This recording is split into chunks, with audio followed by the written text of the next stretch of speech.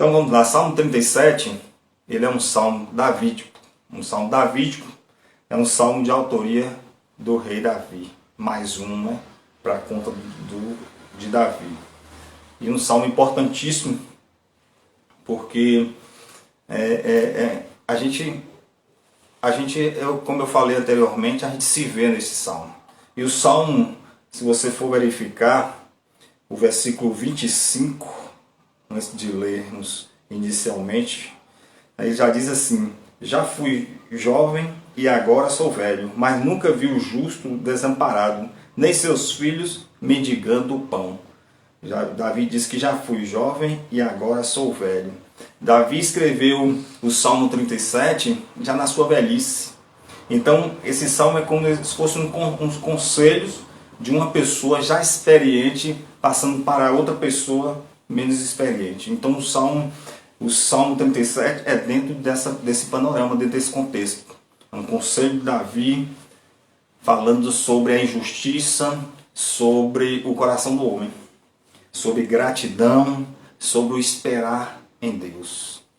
Então é dessa forma que Davi se expressa, dando conselhos através do salmo, como se ele estivesse aconselhando outra pessoa neste salmo. E é interessantíssimo o salmo.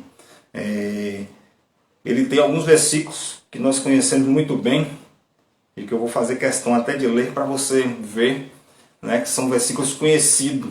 Versículo 4 mesmo diz: deleite-se no Senhor e Ele atenderá os desejos do seu coração. Versículo 5: entregue o seu caminho ao Senhor, confie nele e Ele agirá. O versículo 16 diz assim: melhor é o pouco do justo do que a riqueza de muitos ímpios. Versículo 22 e até o versículo 25, ao qual nós lemos, diz assim: aqueles que o Senhor abençoa receberão a terra por herança, mas o que ele amaldiçoa serão eliminados. O Senhor firma os passos de um homem quando a conduta deste o agrada.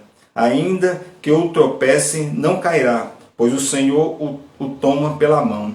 Já fui jovem e agora sou velho, mas nunca vi o justo desamparado, nem seus filhos mendigando o pão. Então, para você ver, os Salmos tem 40 versículos, e esses são alguns versículos conhecidos que nós todos conhecemos, né? E importantíssimos em toda a Bíblia Sagrada. Então, é dentro desse panorama, e o Salmo ele pode ser dividido aí em 3 etapas, e hoje nós não vamos falar num todo, porque não tem condições, como sendo 40 versículos, e nós vamos ler só do versículo 1 ao 11, para a gente extrair alguma coisa, e numa próxima a gente fala o restante. E ele diz assim, o versículo 1: não se aborreça por causa dos homens maus, e não tenha inveja dos perversos, pois como o capim logo secarão, como a relva verde logo murcharão. Versículo 3: confie no Senhor e faça o bem, assim você habitará na terra e desfrutará segurança. Deleite-se no Senhor e Ele atenderá aos desejos do seu coração. Entregue o seu caminho ao Senhor, confie nele e Ele agirá.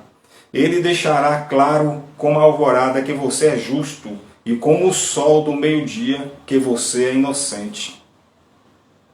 Versículo 7: descanse no Senhor e aguarde por Ele com paciência. Não se aborreça com o sucesso dos outros, nem com aqueles que maquinam o mal. Evite a ira e rejeite a fúria. Não se irrite, isso só leva ao mal. Pois os maus serão eliminados, mas os que esperam no Senhor receberão a terra por herança. Um pouco de tempo e os ímpios não mais existirão. Por mais que os procure, não serão encontrados. Mas os humildes receberão a terra por herança e desfrutarão pleno bem-estar. E graças a Deus, até o versículo 11 está bom. E depois nós falamos do restante no próximo ou na próxima semana, quem sabe. Então, essa primeira etapa a gente pode dar um título de aprendendo a esperar em Deus. Aprendendo com paciência, com mansidão a esperar em Deus. E Tertuliano, um dos grandes teólogos do início da patrística da igreja, do início de um dos pais da igreja, ele chamou o Salmo 37 de o espelho da providência divina. Por quê? Porque demonstra muito bem essa providência de Deus diante da injustiça, diante desse mundo onde a gente parece que a injustiça prevalece, mas é de outra forma e nós vamos estudar. E o versículo 1, Davi começa dizendo bem assim: não se aborreça por causa dos homens maus e não tenha inveja dos perversos. Olha o que ele está dizendo, parece ser uma coisa bem recente, né? Se a gente for olhar lá no versículo 7, no meio do versículo ele vai dizer bem assim: não se aborreça com o sucesso dos outros. Não é? Parece uma coisa bem escrita há tantos e tantos anos atrás, mas uma coisa bem recente, bem para os nossos dias. Para os nossos dias, porque às vezes parece que as pessoas que andam na contramão da vida, que fazem coisas erradas, estão se dando bem. Se dando bem, e parece que isso acaba trazendo um desconforto para quem trabalha, acorda cedo, estuda, faz sua faculdade, trilha, projeta a sua vida e está ali, e parece que os outros que estão nem aí com isso, que maltrata, que fazem maracutaia, se assim a gente pode dizer, estão se dando bem na vida. E ele vai dar um conselho para a gente que não se aborreça com o sucesso dos outros. Versículo 1 ele diz: não se exploda com os perversos, nem os inveje. Não faça isso, né? Muito pelo contrário. Descansa o teu coração. Não se indigne com a prosperidade do outro. E como eu falei, parece uma coisa tão recente, né? Porque a gente já viu como é uma coisa. Se a gente pegar o conto, né, da Branca de Neve, aquela rainha má, ela chega diante do espelho e vai se perguntar: espelho, espelho meu, existe alguém mais bonito ou mais bonita, ela falando, do que eu?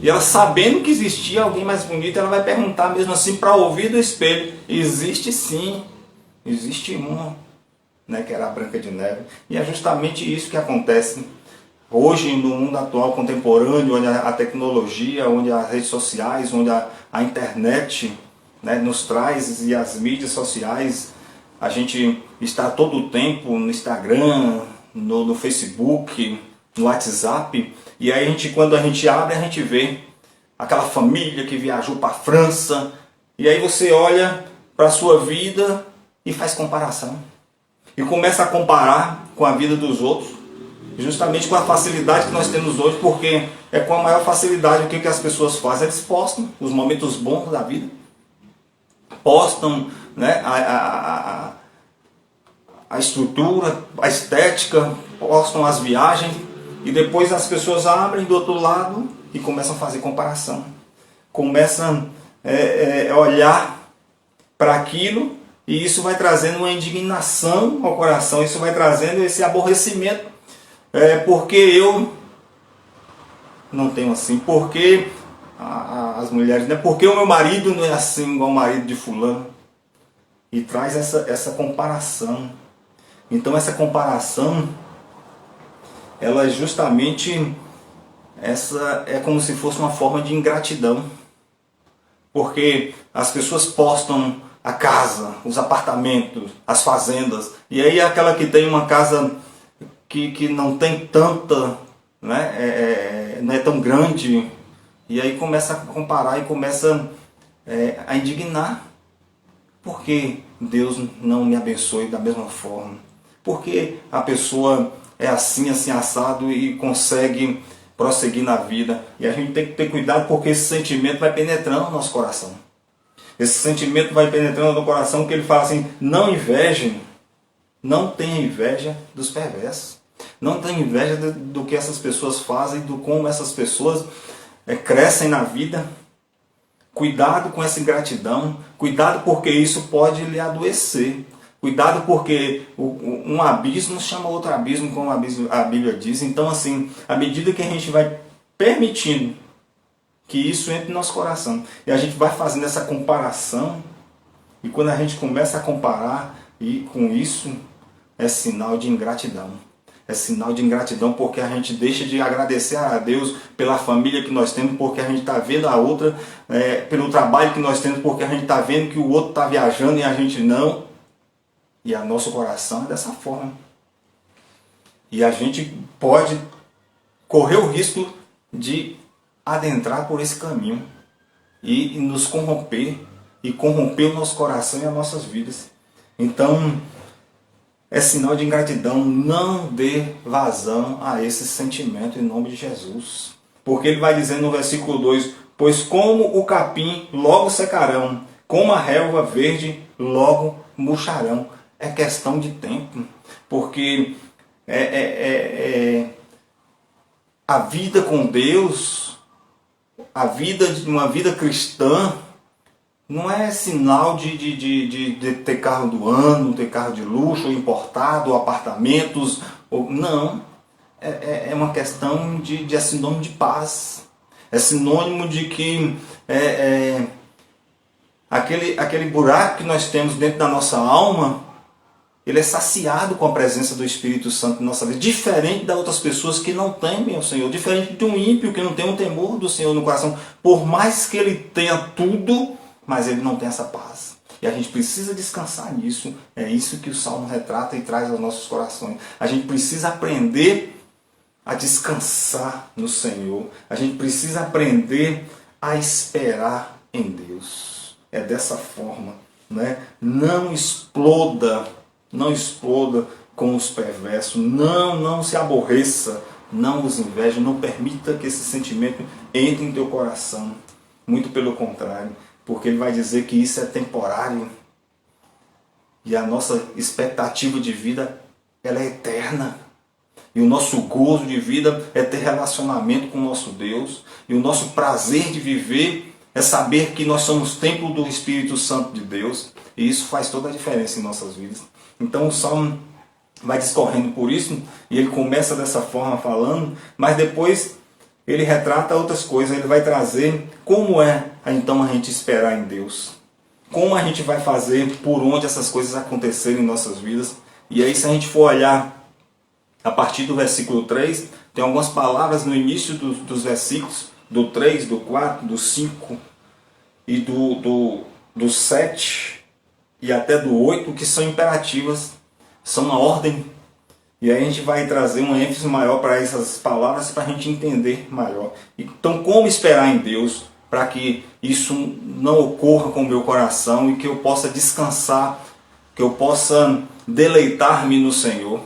E aí que a gente vai entender, porque o versículo 3 ele diz assim: confie no Senhor e faça o bem, assim você habitará na terra e desfrutará segurança. Ele está dizendo assim: confie, é imperativo, é uma ordem. Confie no Senhor. Confiar é fiar-se em Deus, deixar nas mãos de alguém que pode e dá garantia de realizar.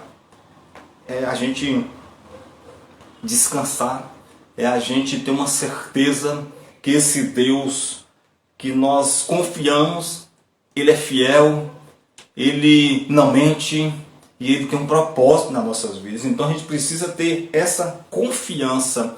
A gente, para nós podermos esperar no Senhor, a gente precisa confiar nele. E a verdade é que a gente só confia em quem a gente conhece. De fato, de verdade, né? Como é que eu vou confiar numa pessoa que eu não conheço? A mesma coisa é com Deus. Eu tenho que conhecer esse Deus para me confiar nele. E nessa noite, eu te convido a conhecer mais um pouquinho desse Deus. A desprover de você mesmo para que você possa viver independente do momento, independente da circunstância, você poder confiar em Deus, você poder esperar em Deus. Então desenvolva essa característica de confiar, porque é imperativo. O Senhor fala: confie, confie. confie no Senhor, e Ele vai dizer, e faça o bem. Faça o bem. Deus está falando, ó, é que Ele se importa com a sua ética, Ele se importa com aquilo que você faz, Ele se importa com aquilo que você anda fazendo no dia a dia.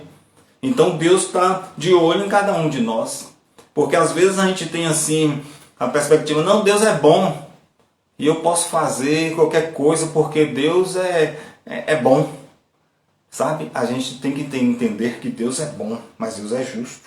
Aí Deus é bom, eu posso fazer qualquer coisa. Não. A Bíblia nos exorta a vivermos de forma digna do Evangelho. Nós temos que dar testemunho do Evangelho. Nós temos que andar conforme os princípios bíblicos. Existem princípios. A Bíblia é princípio para o cristão. Então a gente tem que confiar no Senhor e fazer o bem. Ter uma ética, uma postura cristã. Ter a Bíblia como a regra, princípios para nossas vidas. Porque senão a gente faz qualquer coisa. Porque senão a gente, o que der na telha. Porque senão a gente arruma amparo para qualquer coisa que a gente quiser fazer nessa vida. E não é bem assim, né? Se a gente quer esperar em Deus, a gente tem que confiar nele, a gente tem que fazer o bem, a gente tem que ter essa conduta e ética cristã. A gente deve andar corretamente. Olha o que diz Filipenses, deixa eu abrir aqui, lá em Filipenses 4. Filipenses 4:8 diz bem assim: finalmente, irmãos, tudo que for verdadeiro, tudo que for nobre, tudo que for correto, tudo que for puro, tudo que for amável, tudo que for de boa fama, se houver algo de excelente ou digno de louvor, pense nessas coisas. Tudo que vocês aprenderam, receberam, ouviram e viram em mim, ponham-no em prática, e o Deus de paz estará com vocês. Então, Filipenses 4:8, 9, que estivesse confirmando o texto que nós lemos lá no Salmo 37, no versículo 3. Então ele diz assim, ó, e o Deus de paz estará com vocês. Né? Faça tudo isso, ande corretamente e Deus estará conosco. Tenha um coração limpo, faça o bem, tenha uma postura correta, anda dignamente como um cristão e Deus estará com vocês. Deus estará com você. Anda dignamente, não faça o que der na telha, não. Nós não andamos pela nossa própria vontade, muito pelo contrário. A vontade que tem que prevalecer na vida de um cristão é a vontade de Deus. Quando nós dizemos sim ao Espírito Santo de Deus, a Jesus como Senhor e Salvador das nossas vidas, nós abrimos mão da nossa vontade e Ele que começa a governar nossas vidas. Então a gente tem que ter essa consciência e esse salmo nos traz isso, essa reflexão nessa noite. Faça o bem, independente do que a pessoa tem feito mal, independente da maldade do outro, né? Porque quando a gente retribui o mal com o mal, o que a gente está fazendo? A gente está nos igualando. A Bíblia nos exorta a agir diferentemente. Se baterem no seu rosto e na sua face, você tem que dar outra. Então é dessa forma, né? Não se esqueçam, faça o bem. Ande corretamente, ande dignamente como um cristão tem que ser, como a palavra de Deus nos direciona. E ele vai dizer mais, Salmo 37, agora o versículo 4. Ele falou, confie, foi a nossa palavra, e essa agora é, deleite-se no Senhor, e Ele atenderá aos desejos do seu coração. Quem nunca ouviu esse versículo? Deleite-se no Senhor. Busque no Senhor é outra. Deleite no Senhor é imperativo, é uma ordem para a gente ter uma vida descansada no Senhor, para a gente ter uma vida de paz no Senhor. Só Davi diz assim, deleite-se. O que ele está dizendo com isso aí? Deleite no Senhor. E Ele atenderá aos desejos do seu coração. Primeiro, deleitar busca ao Senhor, busque o Senhor, busque a sua alegria. Deleitar é deliciar, é agradar-te, é ter prazer em Deus. É ter prazer em Deus. É você deleitar, você ter alegria na presença de Deus, ter alegria na palavra de Deus, ter alegria ao ouvir falar de Deus, é ter alegria no relacionamento com Deus. Então deleite-se no Senhor. E ele diz, e Ele atenderá aos desejos do seu coração. E muitas vezes a gente ouve esse versículo e fala assim, não, eu vou me deleitar no Senhor e Ele vai atender todos os desejos do meu coração. Engano, não é bem assim. O que acontece aqui? O que Davi nos traz aqui? Quando a gente fala de alegrarmos no Senhor, de deliciarmos no Senhor, de ter esse gozo, esse prazer de estar em relacionamento na presença do Senhor, e Ele atenderá o desejo do nosso coração, é como se a gente falasse, eu vou fazer isso, e Deus vai me dar um cheque em branco para qualquer coisa, com o meu coração desejar, Ele vai me atender. Não é bem assim. Quando a gente se deleita no Senhor, quando a gente nos agradamos do Senhor, quando a gente se delicia no Senhor, a vontade do nosso coração é compatível com a vontade de Deus. Aí Ele sim atenderá os desejos do nosso coração. É dessa forma que as coisas acontecem. Quando eu me deleito, quando eu me rasgo na presença do Senhor, me alegro diante de Deus, é porque o meu coração está pensando da mesma forma com o coração de Deus. O propósito de Deus, ele vem até o meu coração. E aí o que o meu coração vai estar nesse momento almejando vai ser o reino de Deus, vai ser as coisas pertinentes a Deus, e dessa forma Ele vai suprir sim os desejos do meu coração. Por quê? Porque vai estar em conformidade com a sua vontade. E aí a gente precisa entender que é dessa forma que Ele trabalha no nosso coração. Não é? Deleite no Senhor. Deleite no Senhor. É dessa forma. Então a gente precisa entender que é nesse momento a gente deleitar no Senhor, e que nós vamos ter os desejos do nosso coração supridos por Deus. Mas esses desejos não é a minha vontade, é a vontade de Deus estabelecida no meu coração. Eu vou buscar aquilo que está adequado ao reino de Deus, à palavra de Deus, e eu vou sentir gozo e prazer, vou me deleitar no Senhor. E a gente tem que andar por esse caminho. O versículo 5 ele diz, entregue o seu caminho ao Senhor, confie nele e Ele agirá. Outro imperativo, a palavra entregue. Então você tem que entregar o seu caminho ao Senhor. Não é? É a mesma coisa. Deus, ele tem um propósito. Ele tem um propósito para a vida de cada um de nós. E aí Ele nos dá essa alternativa. Entregue o seu caminho nas minhas mãos. Entregue o seu caminho conforme a minha direção, conforme a minha palavra. Confia e Ele agirá. Então escolha caminhar conforme a direção de Deus. É isso que o salmista está falando. Olha, entregue. Escolha caminhar conforme aquilo que Deus tem de propósito no coração dele para a sua vida, o propósito dele para a sua vida. Então você escolha isso, andar conforme essa direção de Deus. Ele tem um propósito para você. E Ele diz assim, confie nele e Ele agirá.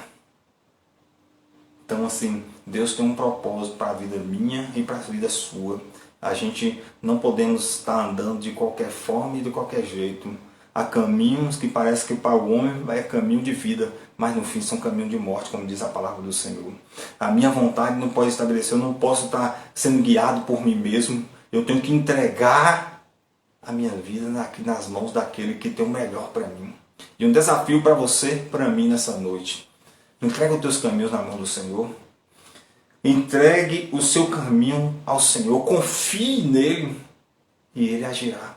Sem isso não tem como, porque é uma escolha sua, é uma escolha de cada um de nós. Eu escolho se eu quero que o Espírito Santo de Deus me direcione ou não. E aí depois eu não tenho como me justificar diante dele, eu não tenho como buscar resposta a ele, porque eu não dei a direção da vida a ele. É isso que Davi está trazendo. de luz aos nossos corações nessa noite. Pense direitinho, né? Deus traz, Deus trilha, Deus coloca diante de você um caminho, que é o caminho de vida, que é o caminho de paz. Mas Ele deixa bem claro que você pode escolher não entregar esse caminho e não escolher esse caminho de Deus. E ficamos aí à mercê de nós mesmos ou de outros caminhos. Versículo 6, ele dá uma resposta. Na verdade, o versículo 6 é uma resposta para o versículo 5. Porque ele diz bem assim: ele deixará claro como a alvorada que você é justo, e como o sol do meio-dia que você é inocente. É como se ele diz: entrega o seu caminho, porque Davi está falando dos ímpios que estão prosperando, dos injustos, da injustiça.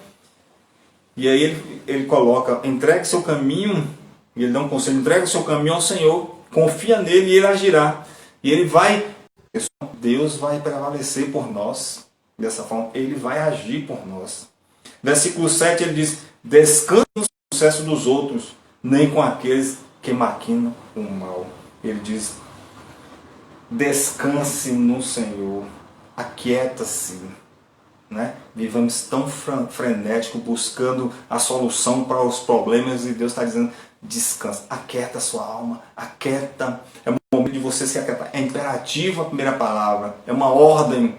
Descansa, aquieta, né? Consiga esperar no Senhor, consiga colocar sua alma diante de Deus. E ele diz: e o Senhor, descanse no Senhor e aguarde por ele com paciência, não se aborreça com o sucesso dos outros. Né? É como eu li logo no início, esse meio do versículo: não se aborreça com o sucesso dos outros. Como se ele dissesse bem assim, ó, o descanso, o aquietar diante de Deus por conta dessas coisas, ele vai trazer essa paz ao seu coração. Porque fora isso, você vai se aborrecer, você vai se explodir, você vai começar a comparar as coisas da sua vida com os outros. Você vai começar a fazer comparação. Se você não conseguir descansar ou aquietar a sua alma no Senhor. Então é uma palavra para a gente: descanse. Descanse no Senhor, confie nele. Confie nele. E aí versículo 8 ele diz: evite a ira e rejeite a fúria, não se irrite, isso só leva ao mal. Então evite a ira. E como eu falei, um abismo chama outro abismo. Evite e rejeite a fúria. Quando isso vinha ao nosso coração, porque nós somos seres humanos. Quem nunca, não é? A gente olha, às vezes, um exemplo, um jogador de futebol, como nos nossos dias, de não sei quantos milhões de salário, e aí você olha assim para a sua vida toda, você trabalhou, isso vem ao teu coração de forma tão... Então ele está dizendo o seguinte, ó: evite a ira, evite essa comparação, rejeite isso ao seu coração, luta, não se irrite. Isso só leva ao mal. Isso ele está dizendo o seguinte, que isso vai acender algo dentro do meu coração, porque nós somos maus. Mas nós temos o Espírito Santo de Deus, nós temos o fruto do Espírito que vai fazendo com que essas coisas sejam dominadas. Fora disso, não, isso vem e vai gerar algo. Então evite, deixe isso de lado. E ele vai dizer, versículo 9 e 10: pois os maus serão eliminados, mas os que esperam no Senhor receberão a terra por herança. Um pouco de tempo e os ímpios não mais existirão, por mais que os procure, não serão encontrados. Então, pois os maus serão eliminados, mas os que esperam no Senhor receberão a terra por herança. Então, coloque em prática, né? Confie, deleite no Senhor, entregue teus caminhos ao Senhor, descanse no Senhor, evite a ira deixa de lado, descansa no Senhor. Mas os que esperam no Senhor, não é, receberão a terra por herança. Um pouco de tempo e os ímpios não mais existirão. Por mais que o procure, não serão encontrados. O versículo 11 diz: mas os humildes receberão a terra por herança e desfrutarão pleno bem-estar. Que terra por herança é essa? A Nova Jerusalém, a promessa de Deus para nós, justos em Deus, para nós que esperamos, os humildes possuirão a Nova Jerusalém. Então, tira algo desse salmo, pelo menos dessa primeira parte, hoje. Aprenda a esperar em Deus.